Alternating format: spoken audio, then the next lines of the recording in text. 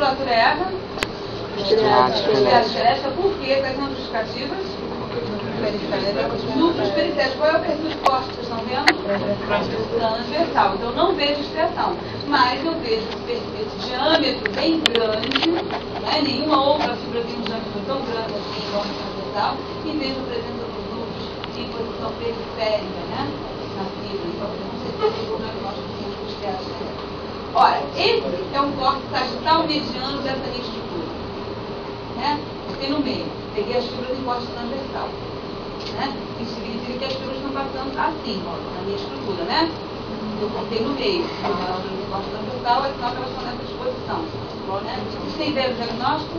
Lado, né? Esse músculo que a gente está vendo é o músculo orbicular, ele circunda toda a abertura oral, na verdade. Então, quando eu faço um corte sagital mediano no meu chão de lábio, eu pego o músculo e corto transversal. Lábio, para a gente, anatomicamente falando, não é a área onde nós passamos batom. Né? É toda a área que circunda essa área que a gente passa batom, mais essa área que a gente passa batom, mais a superfície interna voltada para as arcádias dentárias. Ok? Então, tudo isso é lábio. A gente está fazendo um corte no lábio, não sei se superior ou inferior. Mas o que a gente observou aqui, vamos colocar novamente o levantamento. No eixo da estrutura é a musculatura, o músculo orbicular aqui presente. Na superfície externa, a pele delgada, essa pele aqui, ó, do bigode ou do queixo, né, dependendo do lado que a gente esteja considerando. Quando a gente caminha e chega naquela área de paraqueratinização, eu estou falando da região de transição do lábio, que é onde a gente passa batom.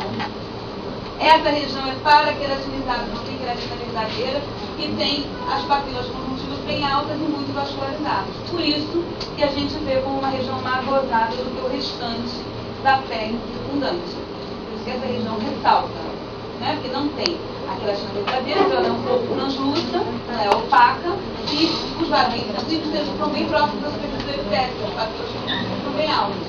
Então isso torna essa área uma área mais avermelhada, mais rosada, como se destaca. Tá? E aquela área mais interna que a gente viu, que chamou de mucosa, faz parte da mucosa de revestimento da cavidade oral, não é uma mucosa especializada, como aquela que a gente vê no dorso da língua, não é uma mucosa mastigatória, como aquela que a gente encontra no palato duro, né? Ou ao redor da gengiva, ao redor da abertura do local de origem dos dentes, da alvéolos dentários, mas sim uma mucosa de revestimento, como na maior parte da cavidade oral a gente encontra, que é uma mucosa com uma estratificado pavimentoso, não queratinizado, associado a um tecido conjuntivo frouxo. Obviamente, voltado para essa mucosa, nós temos inúmeras glândulas, pequenas glândulas salivares, mucosas, em algumas seróticas, que abrem para dentro da cavidade oral, que são as glândulas chamadas labiais. No nosso corpo, infelizmente, a gente não tem glândulas evidentes, então a gente não vai poder observar isso. Dúvidas? Não? A papila térmica é um termo mais abrangente, para qualquer projeção conjuntiva para questão estética em geral especificar. A papila térmica é a projeção conjuntiva térmica do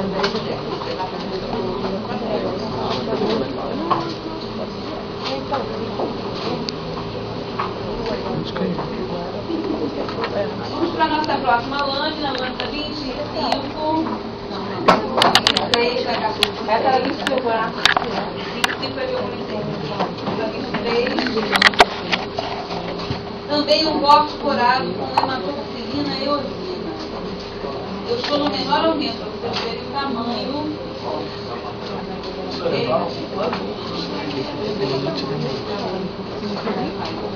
Direitinho aqui, ó, um tal. O dragão mora aqui atrás da gente. Vamos lá? Olha só, gente. Estou com vocês mais uma vez, eu vou fazer um passeio na superfície do nosso corpo. Vamos começar a identificação.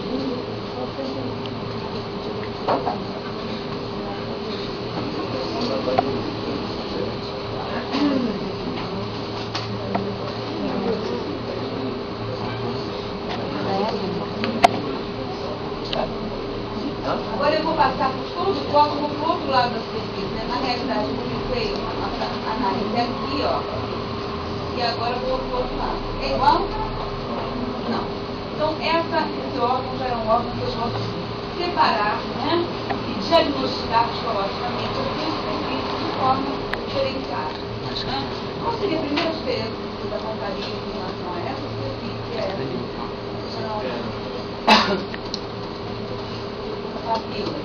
Papilas. Eu penso em papilas, mas eu estou pensando em que órgão? Língua. Né?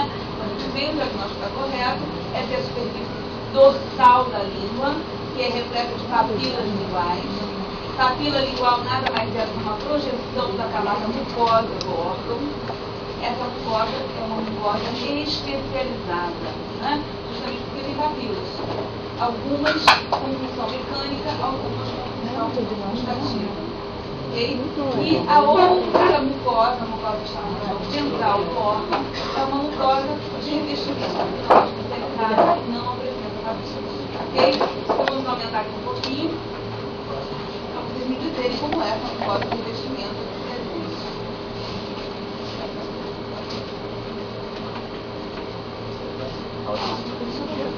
Vou aumentar mais um pouco.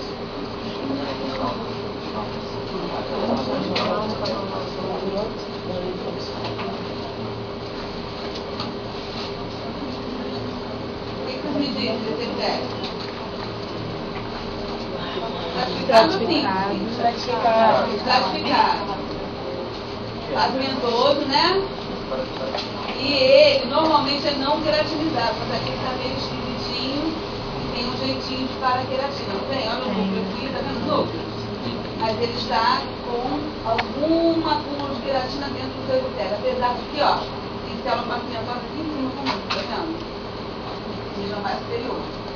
Pode ter alguma queratinização dentro das células ainda vivas, ainda com organelas, tá? A gente vai considerar que é estratificado pavimentoso, não queratinizado, que é assim na maior parte, as células superficiais estão no núcleo, mas esse vermelhinho meio acentuado aqui, que aparência diferente, tá vendo?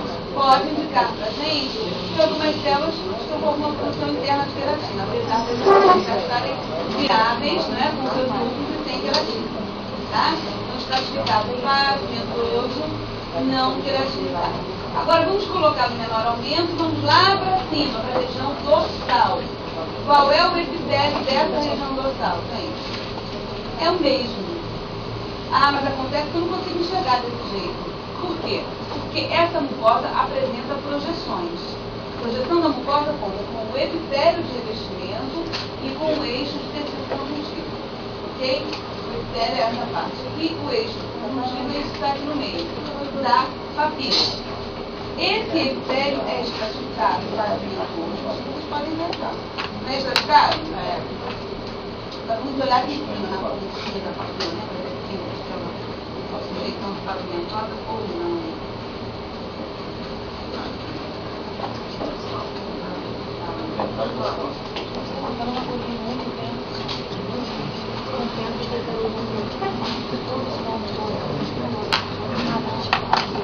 Olha lá. Células mais periféricas são pavimentosas? Não, né? São células pavimentosas, olha lá. Células pavimentosas, são. Agora, olha só. Isso aqui vermelhinho. Tá? Então, eu vou dizer para vocês que somente nessas papilas pontiagudas o epitélio é estratificado pavimentoso e queratinizado. Essas papilas pontiagudas, como é que a gente classifica? Filiformes, são a maioria da superfície dorsal da língua. Então, elas pelas casqueiras, que a gente vê na nossa superfície dorsal de língua. Né? E elas têm função mecânica apenas, elas não têm função gustativa. Elas são as papilas de raspagem.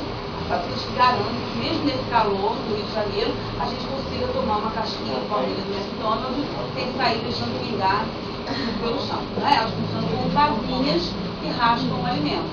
Né? Língua de gato tem muito, por isso que o gato consegue tomar leite com a cabeça virada para baixo. Né? E quando ele faz assim com a língua, ele levanta as papilas, vem trazendo os bocadinhos